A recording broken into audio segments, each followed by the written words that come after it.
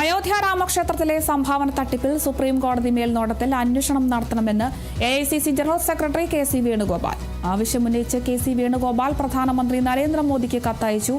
സാധാരണ മോഷണമല്ല നടന്നതെന്ന് വേണുഗോപാൽ പറഞ്ഞു.